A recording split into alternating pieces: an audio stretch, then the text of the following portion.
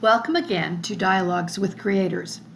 In this episode, I will be finishing my discussion and analysis of Jane Eyre, one of my favorite books and one of the most important books written in English literature over the last 200 years.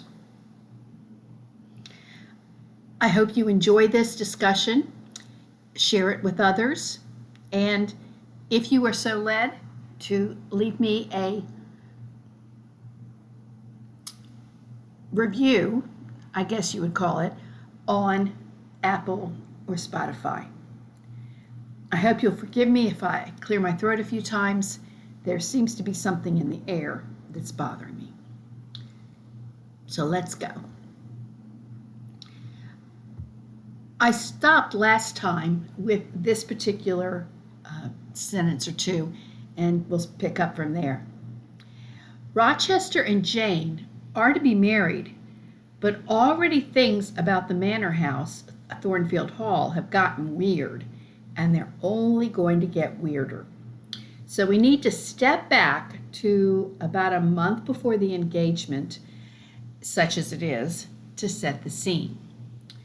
First, a stranger shows up while the guests from the neighborhood, the Ingrams and their friends are there. And that's the day that Rochester placed the gypsy to deceive the women. This stranger's name is Mason. Jane reveals his presence to Rochester after he stops playing the gypsy game with her. Rochester is not happy that Mason is there, but he doesn't explain why. Later that evening, when everyone's asleep, Rochester knocks on her door and needs her help again. He takes Jane to the third-floor tower where Grace Poole, who is a seamstress in her official job, is staying. Mason has been stabbed and is bleeding heavily. Jane has to stay with him and keep the bleeding compressed. She's forbidden to talk to Mason and does her job the best she can. Later, she is told, and this is really suspicious, that Grace Poole stabbed him and had had too much to drink and that she has episodes. Right. Jane is altogether too credulous about this, but she doesn't question it, which is one of the big plot holes in the story. Her infatuation with Rochester seems to make her blind to the lack of logic here. Why keep a servant who stabs people, gets drunk, and roams the halls making noises and setting fires and such? Jane's spidey sense seems to be off, way off, for someone who's otherwise so logical and critically thinking. Rochester runs to town, on his horse, to get a surgeon who can take care of Mason, presumably sew him up and take him away, which is what happens. The next day or so after this incident, which is pretty harrowing, Jane gets a letter from that horrible woman who sent her to Lowood. Her Aunt Reed is on her deathbed. This is one of those Victorian diseases. The woman's son, Jane's horrible, horrendous, vicious cousin John, had accidentally killed himself, and Aunt Reed had gone off her noodle. Presumably, it was a stroke or nervous breakdown, and she is not long for this world. Jane will go there for as long as it takes, which ends up being about a month. This takes a long time in the book, and is often underplayed in the films or even skipped over, but it's a highly important part of the story. First, Jane is not giving this woman any undue mercy. The woman does want to confess something to Jane, a secret she's kept from her, but she's not interested in blubbering about how sorry she was for her ill treatment of a child. Jane tries to forgive. The secret she's withheld is that Mrs. Reed's husband had a brother, also the brother of Jane's father, and he wanted to adopt Jane. He had ended up being successful in business in Spain and wanted to make amends to her. Now, there's some other things that went on with this too, a little bit of family monetary cheating, but that's another issue. So he went to Spain and made a lot of money and wants to adopt her. John Eyre had written to Mrs. Reed, assuming Jane was there, that was where she was supposed to be, and Mrs. Reed had never passed it on. Jane receives the letter, and this does not put her into any better feelings about the vicious aunt by marriage. Also, the two daughters that she had been raised with are quite a pair. One is a pretty good-looking socialite, a debutante is of that time, and the other extremely religious and wants to become a nun in France. Even though the family is not Catholic, her attitude is kind of, I'm going to try it out, see if I like the Catholics. The socialite was involved with a wealthy man and looked like she would marry him and do well, but a rumor got out that started that ruined her chances. Come to find out, as they say in the South, the sister wanting to be a nun started the rumor. So these two were condemned to their sad ways and not getting along. They are not as mean as their mother, but they do not treat Jane like a cousin. Their mother and wealth have been their downfall. So after all this happens, Jane gladly returns to Rochester. They profess their love in a dramatic scene that does bring tears to our eyes, and they are engaged. I would like to read the scene where Rochester proposes, and it is rather lengthy, but we'll hope we get through it. I tell you I must go, I retorted, roused to something like passion. Do you think I can stay to become nothing to you? Do you think I am an automaton, a machine without feelings, and can bear to have my morsel of bread snatched from my lips and my drop of living water dashed from my cup? Do you think, because I am poor, obscure, plain, and little, I am soulless and heartless? You think wrong. I have as much soul as you and full as much heart, and if God had gifted me with some beauty and much wealth, I should have made it as hard for you to leave me as it is now for me to leave you. I'm not talking to you now through the medium of custom, conventionalities, nor even of mortal flesh. It is my spirit that addresses your spirit, just as if both had passed through the grave and we stood at God's feet, equal as we are. As we are, repeated Mr. Rochester. So, he added, enclosing me in his arms, gathering me to his breast, pressing his lips on my lips.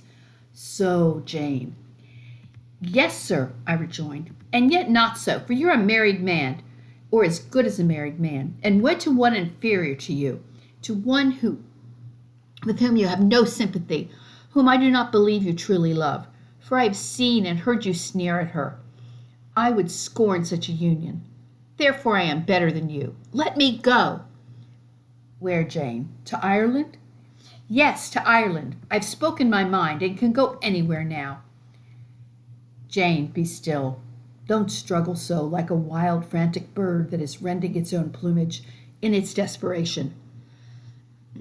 I am no bird, and no net ensnares me. I am a free human being with an independent will, which I now exert to leave you. Another effort set me at liberty, and I stood erect before him. And your will shall decide your destiny, he said. I offer you my hand, my heart, and a share of all my possessions. You play a farce which I merely laugh at. I ask you to pass through life at my side, to be my second self and best earthly companion. For that fate you have already made your choice and must abide by it. Jane, be still a few moments. You're overexcited. I will be still too. A waft of wind came sweeping down the laurel walk and trembled through the boughs of the chestnut. It wandered away to an indefinite distance. It died. The nightingale's song was then the only voice of the hour. In listening to it, I again wept. Mr. Rochester sat quiet, looking at me gently and seriously. Some time passed before he spoke. He at last said, "Come to my side, Jane, and let us explain and understand one another." "I will never come to your side again.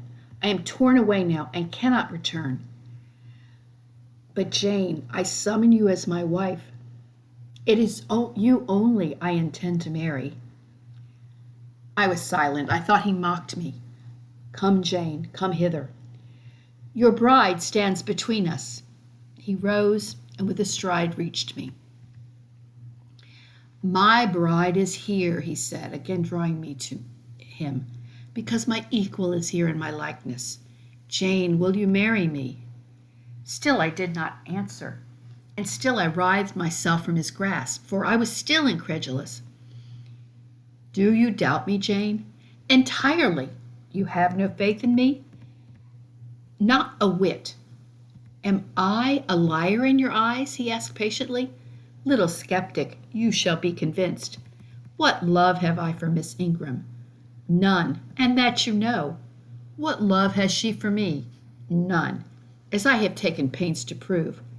I caused a rumor to reach her that my fortune was not a third of what was supposed, and after that I presented myself to see the result. It was coldness both from her and her mother. I could not marry Miss Ingram. You strange, you almost unearthly thing. I love you as my own flesh. You, poor and obscure and small and plain as you are, I entreat you to accept me as a husband." "What, me?" I ejaculated, beginning in his earnestness, and especially in his incivility, to credit his sincerity. "Me, who have not a friend in the world but you? If you are my friend, not a shilling but what you have given me." "You, Jane, I must have you for my own, entirely my own. Will you be mine? Say quickly, yes." "Mr. Rochester, let me look at your face. Turn to the moonlight." "Why?" "Because I want to read your countenance turned." "There, you will find it scarcely more legible than a crumpled, scratched page. Read on. Only make haste, for I suffer." His face was very much agitated and very much flushed, and there were strong workings in the features and strange gleams in the eyes. "Oh, Jane, you torture me," he exclaimed. "With that searching and yet faithful and generous look, you torture me."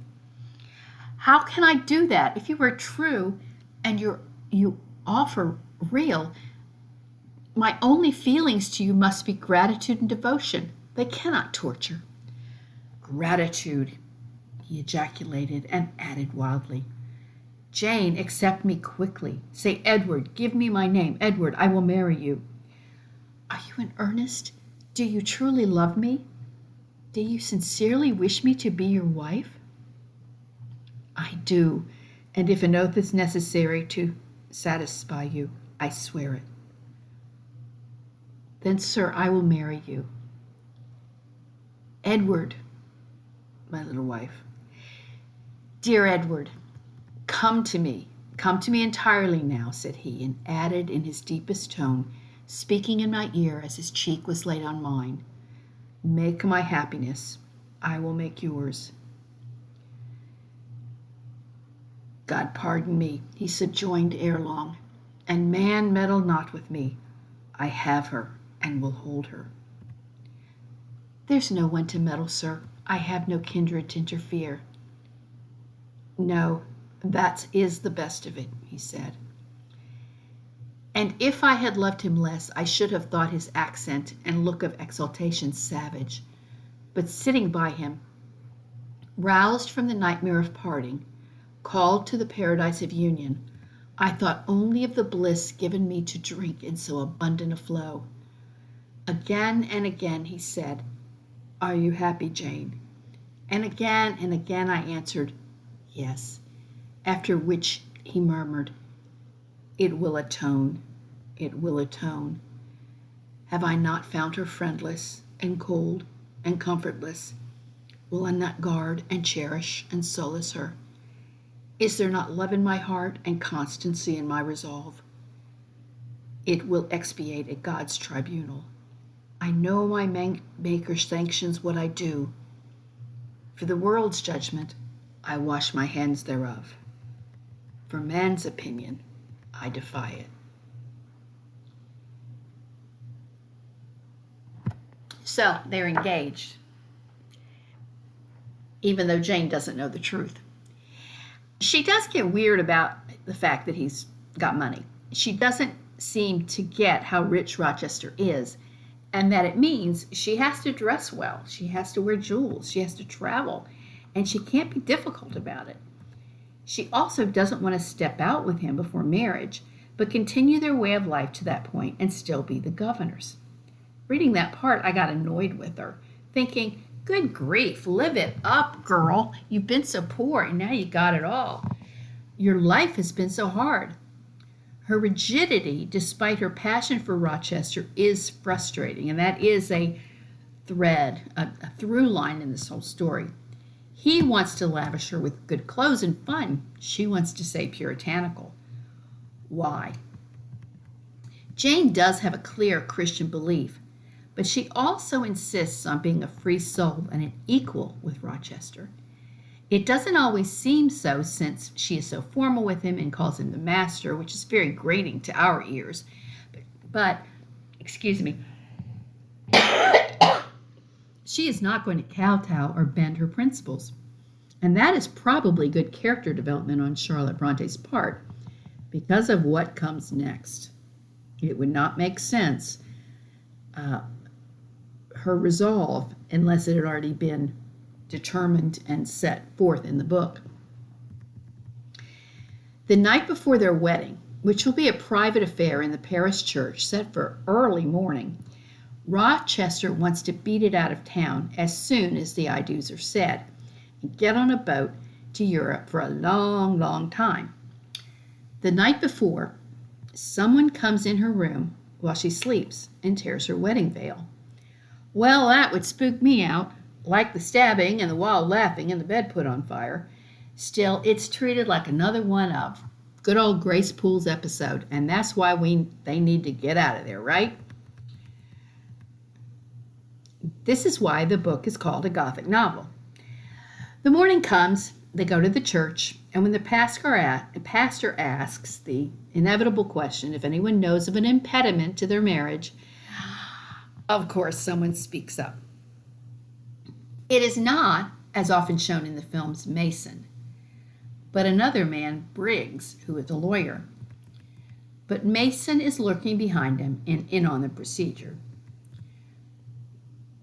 Briggs says that the impediment is that Rochester has a living wife who lives in the manor house. When Richard Mason appears, it is assumed from the movies that he is protecting Bertha, his sister. But he is there with a lawyer who also works for Jane Eyre, her uncle, and who is concerned about Jane's marriage to a man who is married already. This is an interesting point. Jane is now no longer orphaned, like Rochester thought and she thought, no longer without family, no longer unconnected. She does not need Rochester for wealth, really, and will receive a large inheritance at some point in her life, but she doesn't understand everything involved in this. She's never met her uncle, she hasn't had any contact with him, and doesn't know how much money he has. She also doesn't want Rochester for his wealth.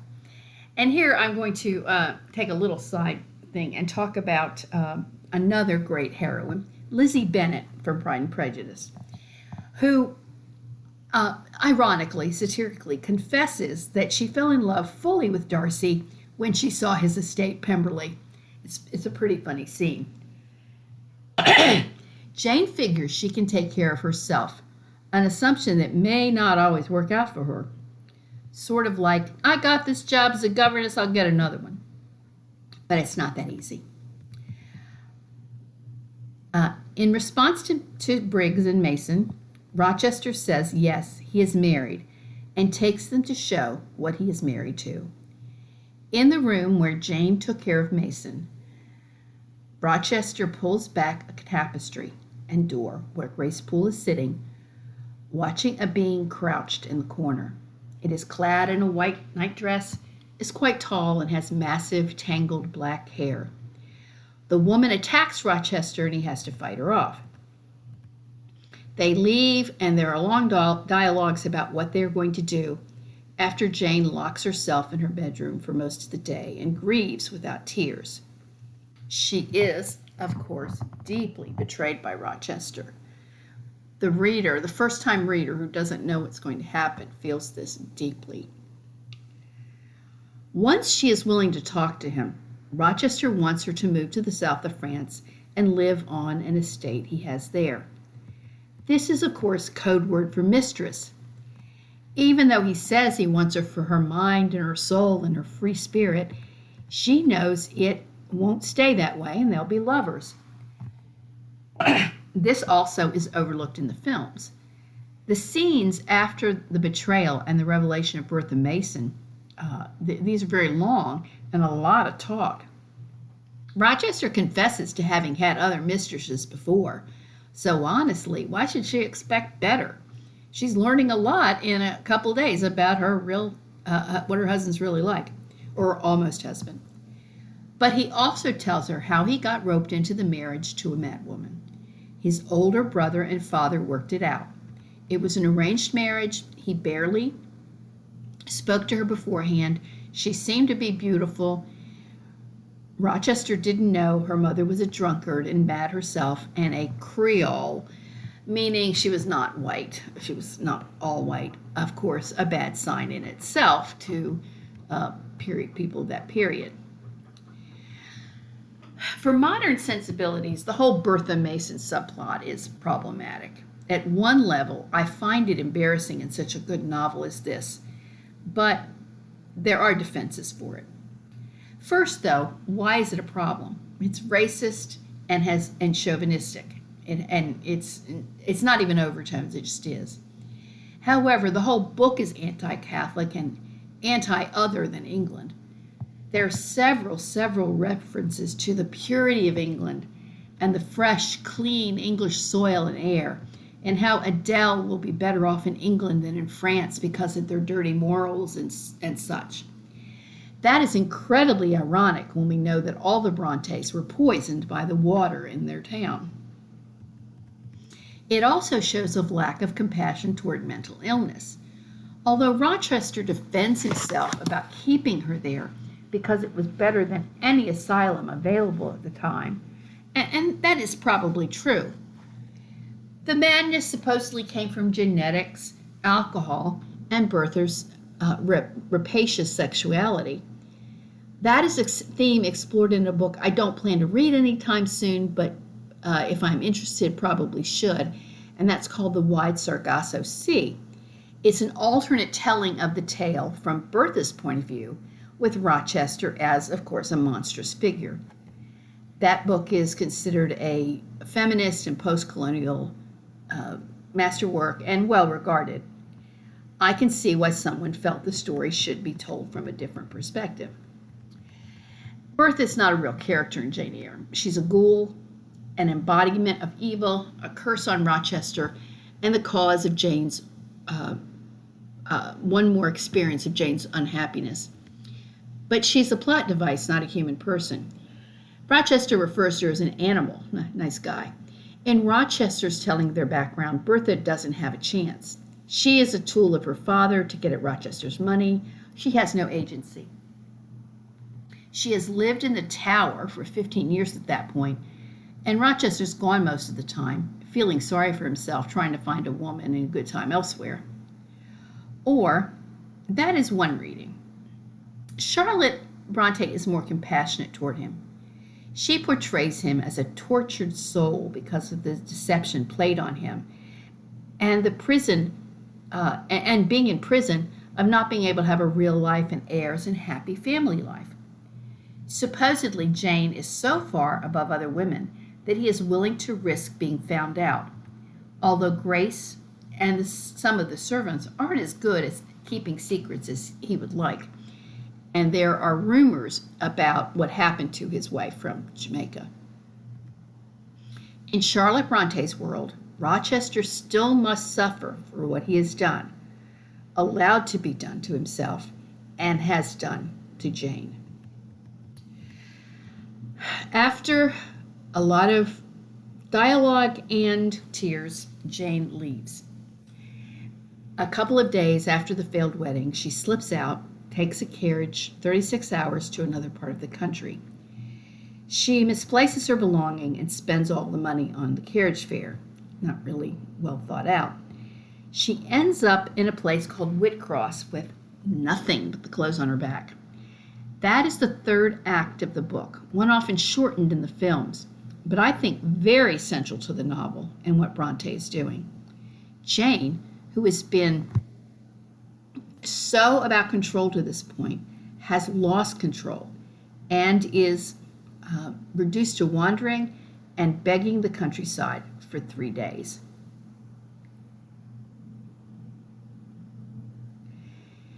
This is a love story, but it is a story about development of Christian virtue and about equality and power. Jane will not succumb to Rochester's power, no matter what. And her stand means she has to pay for it, but her virtue is going to cost her something, at least for a while. Charlotte does not seem to think much about human nature based on this section. No one will help Jane. She's reduced to sleeping on the moors outside, looks like she's about to fall over, and no one will even speak to her and give her something to eat. In typical Victorian fashion, in accordance with the overdramatic Gothic nature of the book, she is suffering to extremes again, much like she did under the hands of the Reeds as a child and in Lowood. And also in somewhat melodramatic fashion, when someone finally does agree to help her, pages later we learn they are long-lost first cousins, the Rivers, Diana, Mary, and St. John, or St. John, as the Brits say. Their mother is Jane's father and their uncle's sister. So it's Jane Eyre's sister. This is a little too close for comfort to the modern reader, but keep in mind that Charlotte is not dealing in a world of disconnection, but a world of providence, a world under the sovereignty and justice of God, even when it does not seem so. They are to be her saviors, and she theirs. She now truly has a family. All this does not come out at first because she tells them her name is Jane Elliot when they take her in, and that only after the brother, St. John, agrees. Why everyone is so afraid to help a starving 19-year-old woman is odd, other than they're in a very remote area and they have a fear of traveling robbers or gypsies, and the women are alone with their old servant, who is particularly unyielding to helping Jane, and Jane struts her straight later. Excuse me. By the time they let her in, she's in great need of rest and spent 6 days in bed, finally eats and can get up and starts to live. Although Diana and Mary do not know she is a relation, she fits in perfectly with them. They are both governesses themselves in southern England and are only home because their father died recently. Unfortunately, there was a falling out in their families and they have no inheritance, so they have to work even though they are technically of a higher class. St. John is a clergyman, or St. John, is a clergyman in a nearby town. Jane starts to study German with the girls. They want to have a language to teach so they can get higher pay, but they will be going back to their jobs soon. And St. John is another matter. St. John is, of course, good looking, but he is not a Byronic hero. In fact, he's the opposite. He is blonde, but with Greek features, and a strictly religious and austere nature as a 27-year-old. He's passionate by nature and flows it all into his religion. He is in love with the daughter of the local capitalist, the owner of the needle factory. She is beautiful and sweet, but not very deep. Jane is deep, serious, and learned, if not beautiful. Jane is blunt with him about getting together with Rosamond, the young woman, because Rosamond is clearly in love with St. John, but he has another plan for his life, to be a missionary to India, and there's no talking him out of it. Jane needs a job, and the needle factory owner has sponsored a school for the village girls, so she becomes the teacher. She does this for almost a year, and all is well living with the Rivers. St. John knows her name is not Jane Elliott and has heard of a missing governess in Rochester story. One thing I have not mentioned about Jane to this point, and it does matter in the story, is she is gifted as an artist, and he happens to see a portrait she made of Rosamond, thinking he would want it. She signed it, though, Jane Eyre, not thinking. He sees it and knows the truth and tells her the whole story of their being cousins. This is joyous for her, but there's something else. Uncle John had died, the one she'd never met, and left her 20,000 pounds. She is quite wealthy after all these years of poverty. Since the Rivers were cut off from their inheritance because of the falling out of the preceding generation, Jane gives them an equal share. The girls can stay in their home, which was going to be sold, and all is well. Except, first, there's Rochester. Although he has been looking for her, Jane has hid well. Second, St. John insists he should marry him and go to India with him. Diana and Mary are against it because they see her as too frail, and she probably is. She would not last very long there. She is against it because she doesn't love St. John, other than as a kinsman, and he doesn't love her. And this is where the power theme really comes into play, especially tied into religion. Jane will not give in to his insistence on marriage. She agrees to go to India as an assistant, but not as his wife. She can go as a cousin. St. John is adamant that will not do and would be inappropriate for a clergyman, even if she is a relative. For some reason, he thinks he has power over her, as a cleric, as a male relative, as something, and she must follow it. She says no, and the reader is so glad. Now, I have to say, if we knew at the time of Rochester's proposal what was going on, we would have said just as much, run, girl, run. Because in many ways, Rochester holds a power over her, even though she loves him. Me Too movement notwithstanding, there is a power imbalance, and Jane is very aware of it, even though she loves him in both a chaste and a sexual way. For when he violates her personal space at times, she's all right with that. Keep in mind that before Rochester, she said no dealings with men or boys other than that ridiculous bullying cousin, John Reed. She has lived among women solely. She knows this. He is the first male to give her attention. He is rich and at least a couple of class levels above her. He is her employer, which she reminds him of several times. She's a nobody. Does he fall for her because of her weakness?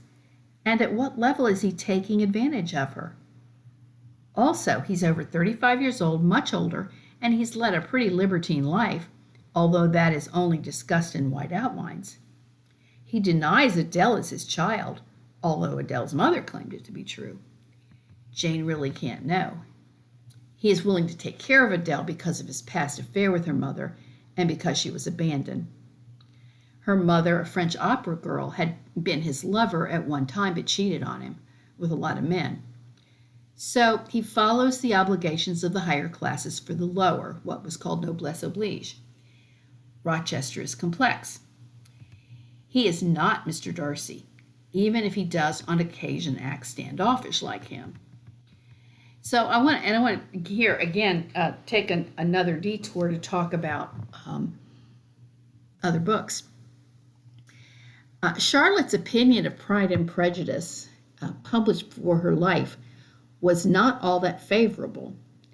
In her letter to literary critic George Lewes in 1848, and let me say at this point, George Lewes, I've found out, was George Eliot's or Marian Evans of Middlemarch and Silas Marner. They were lovers.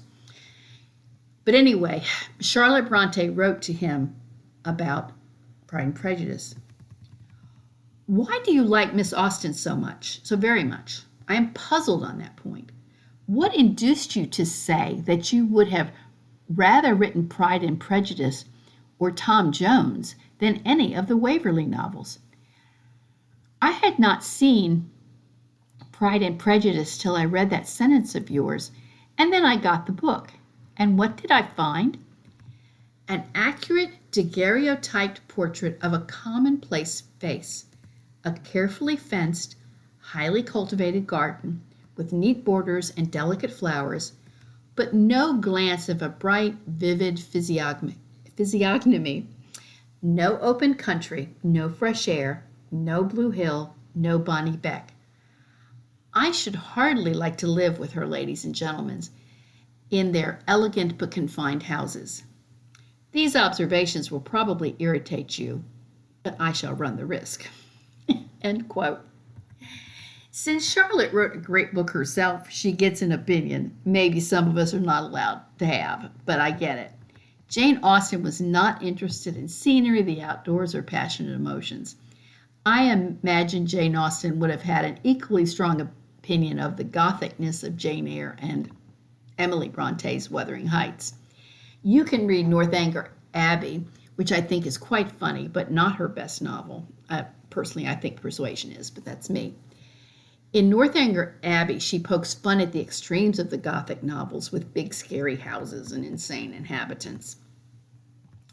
So anyway, Rochester's no Darcy. He is a gentleman by class, but doesn't always act like it. And really, isn't he taking advantage of the fact that Jane supposedly has no family to protect her? He even says when he proposes that, God pardon me, and man meddle not with me.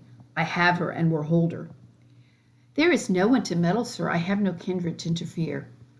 No, that is the best of it, he said. Now, that's creepy, yet it's intentional.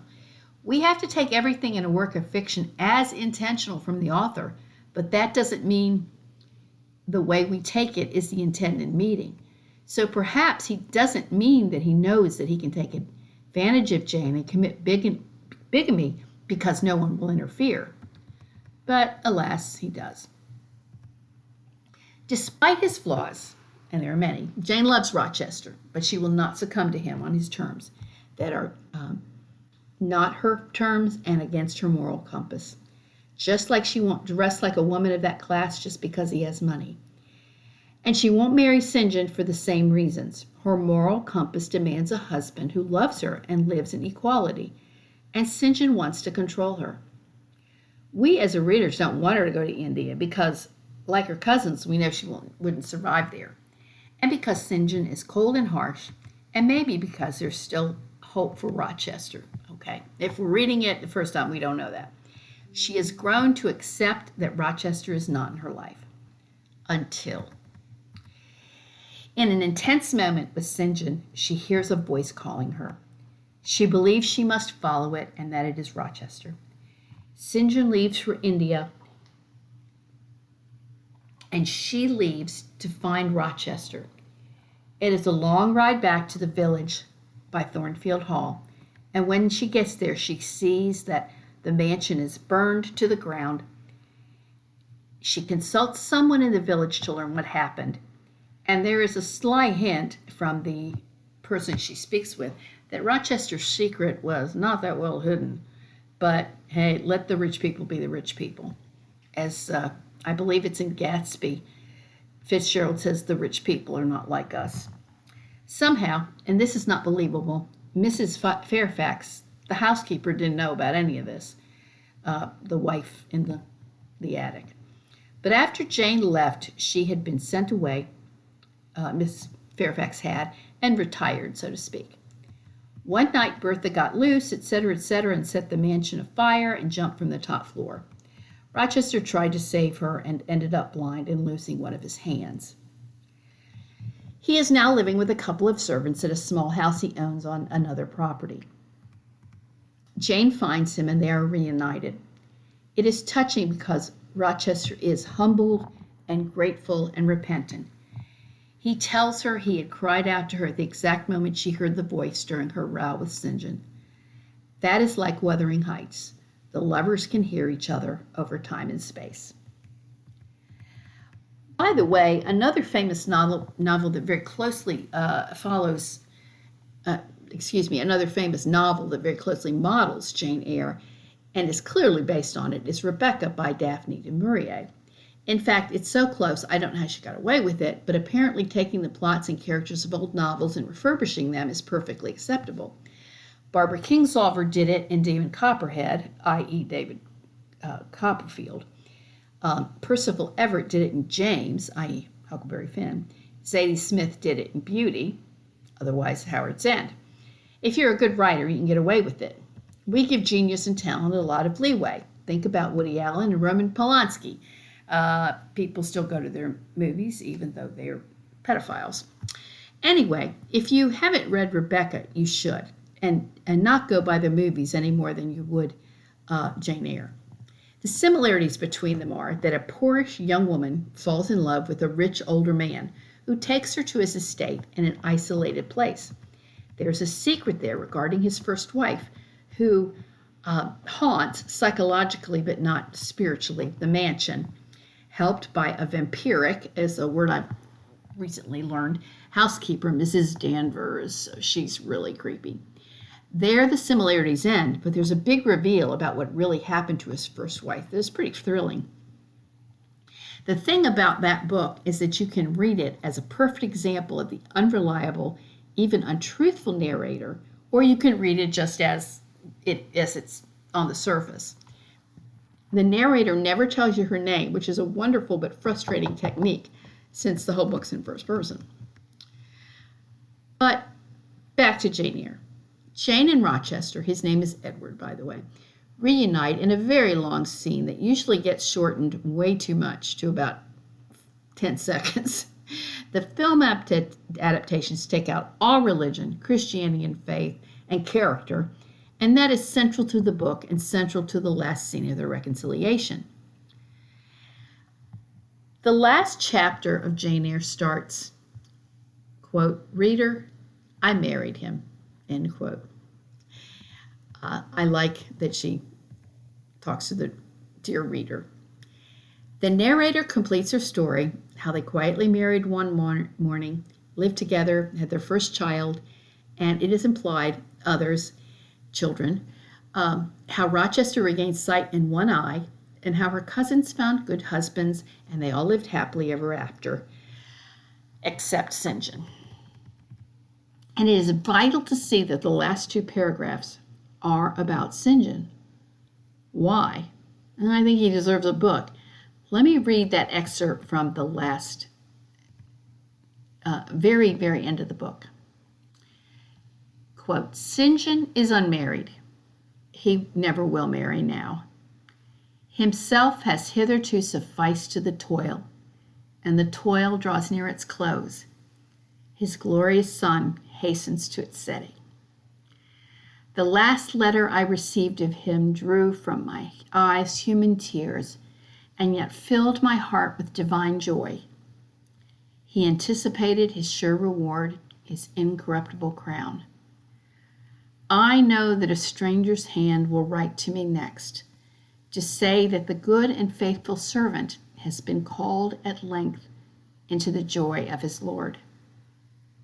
And why weep for this? No fear of death will hearken St. John's last hour. His mind will be unclouded. His heart will be undaunted. His hope will be sure, his faith steadfast. His own words are a pledge of this. My master, he says, has forewarned me. Daily, he announces more distinctly, "Surely I come quickly," and hourly I more eagerly respond, "Amen, even so come, Lord Jesus." End quote. That's how the novel ends. Very interesting. Why would a love story between Rochester and Jane end like this? Again, it is about power, and all human power is under God's power, under His providence. I don't think we can get away from it. Like Dickens often did, this Victorian writer defaulted to the Christian worldview. Just as Rochester and Jane found their place in God's providence after their suffering, so must all, like St. John, because even so come, Lord Jesus. Now, I can't help but say here, poor Bertha is the afterthought and victim. In her madness, she brings about Rochester's downfall. Bronte is clear that Rochester made sure all the servants were rescued and out of the house before he tries to save Bertha. But as she is a plot device, or barely more than that, she has to be gotten rid of. St. John is so much more than a plot device because he reveals much about Jane and about the author's underlying motives. But in some ways, he ends up being more a flat or static character than a round one. Or maybe not. Maybe his last speech there at the end shows how much he has developed and where his real passion lies, instead of just being someone who wanted to control Jane. I don't know. Rochester is dynamic and changes. But does Jane? Yes, but over her whole life. As a child, she must constrain her temperament and passionate nature. In the long run, as she enters adulthood, she restrains it too much and must find a way for her passion to reassert itself as an adult. Some final questions. Do I believe Jane Eyre deserves its place in the literary canon? Of course, otherwise I wouldn't have put this program together. Do I think it has problems? Yes, but me saying that is like an ant critiquing the Empire State Building. The problems lie in some of the time period restraints, the Gothic elements, the prejudice of the author about England and other countries, but the writing. Unlike Middlemarch, which I'm struggling through at times, Jane Eyre is never unclear, never requires you to read a sentence 5 times to understand what's being gotten at. It is also not ironic. You don't have to question the narrator, which is not the same as the writers. You don't have to question the narrator's sincerity, even if the premise is a bit of a lie, as it's not an autobiography edited by a man. You can question her reliability at times and her limitations, but not her intentions or truthfulness as she sees the world. And of course, the trope and conceit of all fiction of this sort, that she can remember the conversations. And the psychological and spiritual complexity of the characters is remarkable. Despite there being lots of plot, the plot does not operate outside of their qualities and decisions and motives.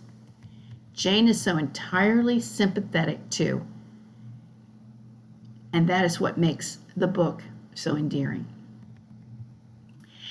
If you have only watched TV adaptations then, even good ones, don't watch another until you actually read the book. Don't say, I know it's going to happen, because even in what I've just talked about, there's a lot of other things going on. Read the book slowly. Savor Jane's struggles and journey and the beautiful language. I hope you have enjoyed this talk, which I have presented in 2 parts because of its length. Typed out, it's about 12,000 words. Thank you for listening to this discussion of Jane Eyre and to Dialogues with Creators. Goodbye.